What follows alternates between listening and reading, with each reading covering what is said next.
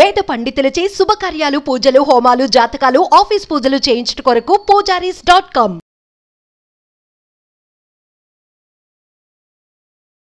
నమస్కారం, నేను మీ జాహ్నవి. మనతో ఉన్నారు ప్రముఖ జ్యోతిష్య వాస్తు పండితులు, జ్యోతిష్య వాస్తు శిక్షణ నిపుణులు, లలిత ఉపాసకులు, ప్రముఖ ఆధ్యాత్మికవేత్త బ్రహ్మశ్రీ నానాజీ పట్నాయక్ గురువు గారు. సూక్ష్మంలో మోక్షం ఈ ప్రత్యేక కార్యక్రమం ద్వారా ఎంతో చక్కటి విషయ పరిజ్ఞానాన్ని మనందరికీ తెలియజేస్తూ ఎంతో చక్కటి పరిహారాలు కూడా అందిస్తూ ఉన్నారు కదా గురువు గారు. మరి ఒక చక్కటి ప్రశ్నని, మరి సోమవారం పౌర్ణమి ఉంది కదా, ఈ తిథికి సంబంధించి పూర్తి వివరాలు గురువు గారి మాటల్లో అడిగి తెలుసుకుందాం. నమస్కారం గురుగారు. శ్రీమాత్రే నమః. గురుగారు, సోమవారము పౌర్ణమి, అబ్బా ఎంత ప్రత్యేకమైన రోజు కదా. శ్రావణ మాసం పౌర్ణమి సోమవారం. మరి ఆ వైబ్స్ అక్కడే కనిపించేస్తున్నాయి. అందున ఆ రోజు రాఖీ పౌర్ణమిగా కూడా జరుపుకుంటూ ఉంటాం. సో ఆ రోజు యొక్క విశిష్టత ఏమిటి? ముఖ్యంగా గ్రహ దోషాలు తొలగాలన్నా, మొత్తం ఓవరాల్ గా ప్రతి ఒక్కరికి మంచి జరగాలంటే ఆ రోజుని ఎలా సెలబ్రేట్ చేసుకోవాలి? తప్పకుండా. శ్రవణ నక్షత్రం మీద చంద్రుడు ఉన్న రోజు కాబట్టి పౌర్ణమి అయింది, శ్రవణ పౌర్ణమి అయింది. ఆ రోజు ఎవరైనా సరే చనివిడి నైవేద్యం కాబట్టి చంద్రుడిని చూస్తూ లలిత కనుక చేసుకుంటే కర్మ ఖచ్చితంగా తొలగేటువంటి రోజు ఆ రోజు. అంటే ఏదో కర్మ బట్టి మేము అనుభవిస్తున్నామండి అంటుంటారు చూసారు, ఆ కర్మ ఖచ్చితంగా తొలగుతుంది. శ్రవణ నక్షత్రంలో ఉన్నప్పుడు పౌర్ణమి అయినప్పుడు కనుక చలివిడి పెట్టి కనుక అమ్మవారిని ప్రార్థిస్తే, అది కూడా సోమవారం కూడా ఇంకా ప్రధానం. అలాగే కర్మ ఒకటే తొలగడం కాకుండా మానసిక రుగ్మతలు ఉంటాయి కొంతమందికి. వేదము మనకి చంద్రమా మనసో జాత అని చెప్తూ, చంద్రుడు కనుక బాగోకపోతే మనిషి పిచ్చివాడు అవుతాడట.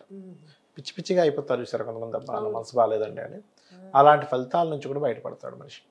ఇంకొకటి రాఖీ పౌర్ణమి వచ్చింది ఆ రోజు ప్రత్యేకంగా. అంటే రాఖీ ఎప్పుడు పౌర్ణమి రోజు వస్తుంది అనుకోండి చెప్తున్నా. అయితే సోమవారం రావడం మరింత విశేషం. ఇక్కడ ఒక అన్నా చెల్లెళ్ళు లేకపోతే అక్క తమ్ముళ్ళు ఒకరికొకరు ప్రేమని పంచుకునేటువంటి రోజు రాఖీ పౌర్ణమి అనేటువంటిది. అంటే వాళ్ళు నీకు ఒక భరోసా, నేను ఉన్నానని ఒక అన్నో తమ్ముడో చెప్పడం, నేను నీకు ప్రేమను చూపించడం రాఖీ. అయితే అది బయటికి చూడడానికి మనకి కేవలం ఏదో ఒక రాఖీ కట్టేస్తున్నాం చేతికి అనుకుంటాం, కానీ దాని వెనకాతలు చాలా నిగూఢమైనటువంటి విషయం దాగుంది. ఎలా అంటే మనకి జ్యోతిష్శాస్త్రంలో 3వ స్థానము అంటారు.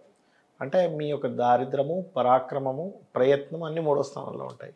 అలాగే సిబ్లింగ్స్ కూడా 3వ స్థానంలో ఉంటారు. అంటే అన్నదమ్ములు కావచ్చు, అక్క చెల్లెలు కావచ్చు, ఇవన్నీ 3వ స్థానం, తోబుట్టువుల స్థానంగా అంటారు.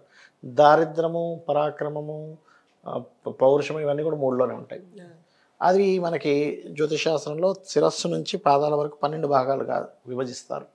అంటే ఇది లగ్నం, ఇది ధనస్థానం, 3వ స్థానం, ఈ భుజాలు 4వ స్థానం, 5, 6 ఇట్లా మొత్తం 12 స్థానాలు డివైడ్ చేస్తే, ఎప్పుడైతే సిస్టర్ చెల్లి కావచ్చు, అక్క కావచ్చు, ఆ అబ్బాయికి రాఖీ కడుతుందో, కట్టడం వల్ల ఆ యొక్క చెల్లె యొక్క దరిద్రము తగ్గుతుంది, ఈ అబ్బాయి యొక్క దారిద్రం కూడా పోతుంది.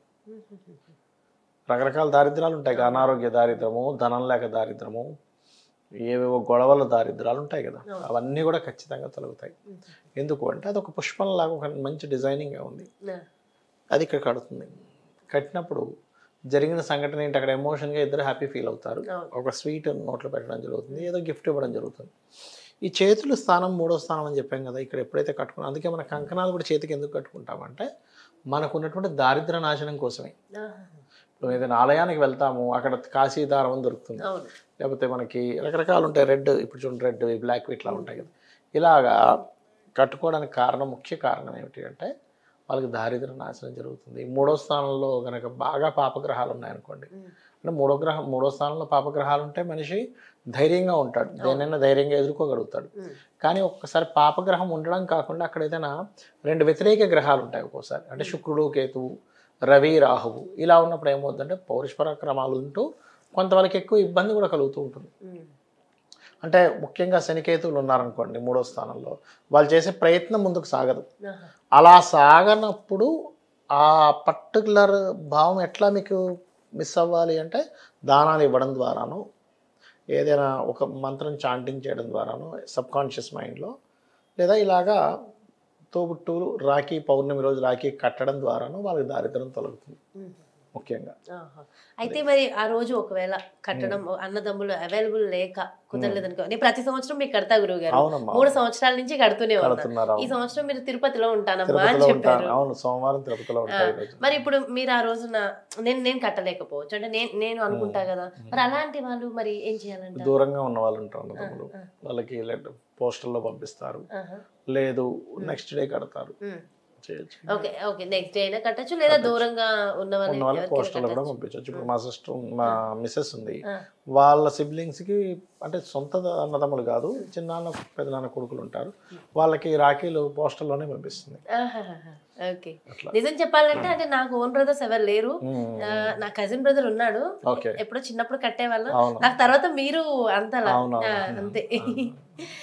మా ఓన్ సిస్టర్ కూడా ఉంది, ఆవిడ కూడా అంతే, వాళ్ళకి తెలిసిన వాళ్ళకి ఏదైనా పోస్టల్లో పంపిస్తారు. రాలేరు అనుకోండి, కలకటాలో ఎక్కడ ఉంటారు, లేకపోతే వైజాగ్లోనే ఉంటారు, దూరంగా రాలేరు వెళ్ళలేరు అనుకోండి, అప్పుడు అట్లా పంపిస్తారు. ఓకే. అయితే పౌర్ణమి కాబట్టి ఆ రోజు రాఖీ. అయితే ఈ మధ్యన ఎక్కడో ఎవరో చెప్పినప్పుడు విన్నాను గురువు గారు నేను, ఏంటంటే ఆ రక్షాబంధనం అంటే కేవలం అన్న చెల్లెలు మాత్రం కట్టుకునేదే కాదు, భార్యకి భర్తకి భార్య కూడా కట్టవచ్చు రక్ష అనేది. రాఖీ కట్టరు కదా, ఆ రక్ష వేరే కదా, అది వేరే రక్ష, రాఖీ వేరు రక్ష వేరు. సో రాఖీ అనేది ఖచ్చితంగా అన్న చెల్లెలు మాత్రమే కట్టుకోవాల్సిన విషయం. ఓకే. ఇంకా పరిహార మార్గాలు అంటే ఆ రోజు ప్రత్యేకించి ఆ రోజు ముఖ్యంగా వెన్నతో గనక అమ్మవారిని వెన్నని సమర్పిస్తే కనుక అమ్మవారికి మంచి ఫలితాలు వస్తాయి. వెన్న ప్రత్యేకంగా అమ్మవారికి సమర్పించండి, ఆ రోజు చూడండి, మీకు ఫలితం చాలా బాగుంటుంది. అంటే సాయంత్రం సమయంలో చాలా చక్కటి పరిహారం అనుకుంటా, ఎందుకంటే గురువు గారు ఆ ఎక్స్ప్రెషన్ లోనే అర్థమైపోతుంది, చూడండి చాలా బాగుంటుంది అనేసి. అంటే సాయంత్రం పూట చంద్రుడికి మనం చలివిడి నైవేద్యం పెడుతున్నాం కదా, వెన్నను కూడా నైవేద్యంగా పెట్టి ఆ వెన్నను ప్రసాదంగా తీసుకుని మీ మనసు ఎంత ప్రశాంతంగా ఉంటుందంటే మనకు చాలా హాయిగా ఉందనే ఫీలింగ్. అవునా? సో వెన్న అంటే మనం చేసింది, బటర్ దొరుకుతుంది, మజ్జిగ నుంచి తీసేది, ఇంట్లో చేసుకునే వెన్న, కొంచెమైనా పర్లేదు, అది పెట్టి దాన్ని తీసుకోవడం మరింత ఫలితం. ఇక లలిత సహస్రనామాలు అయితే ఇక చెప్పక్కర్లేదు, ఎంత చదువుకుంటే అంత మంచిది. గురుగారు అలాగే మరి పౌర్ణమి సోమవారం కాబట్టి ప్రత్యేకించిన ఒక మంత్ర జపం అని, ఎందుకంటే ఇంత పూజలు మేము చేయలేము, ఇంత మా వల్ల కాదనుకునే వాళ్ళకి ఒక చిన్న మంత్రం. అంటే 3 రకాలు ఉంటాయి మంత్రాలు. ఒకటి ఓం మనస్విని నమః, మనస్కారకుడు చంద్రుడిని మనం ప్రార్థిస్తున్నాం ఆ రోజు. ఓం అష్టమి చంద్ర విభ్రాజ అలికస్థల శోభితాయ నమః. అంటే ఎందుకంటే ఏదైనా పనులు అవ్వట్లేదు, యాక్చువల్లీ అష్టమి రోజు చేసుకోవచ్చు, పౌర్ణమి రోజు కూడా చేసుకోవచ్చు, దానిలో ఎటువంటి ఇబ్బంది లేదు.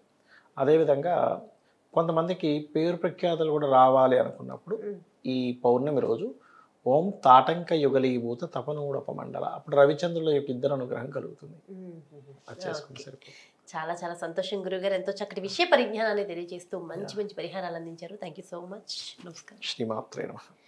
సో విన్నారు కదండి, ఇది మరి పౌర్ణమి సోమవారము అదే రోజు రక్షాబంధన్గా కూడా జరుపుకుంటూ ఉంటాము. ఎంతో విశిష్టమైన రోజు, శ్రావణ మాసము, శ్రవణ నక్షత్రం ఉన్నటువంటి ఈ అద్భుతమైన రోజుని గురువుగారు చెప్పిన విధి విధానాల ప్రకారం ఎంతో చక్కగా జరుపుకుని అందరూ సుఖ సంతోషాలతో ఉండాలని మనస్ఫూర్తిగా కోరుకుంటూ మరో ప్రత్యేకమైన కార్యక్రమంతో మళ్ళీ మీ ముందుకు వచ్చేస్తాను. అలాగే మీ యొక్క జాతకానికి సంబంధించి కానీ, లేదంటే మీ ఇంటి వ్యాపార వాస్తుకు సంబంధించి కానీ గురువు గారిని సంప్రదించాలి, అపాయింట్మెంట్ కావాలి అనుకుంటే క్రింద డిస్ప్లే అవుతున్నటువంటి నెంబర్స్కి కాల్ చేయండి, అపాయింట్మెంట్ తీసుకోండి. నమస్కారం.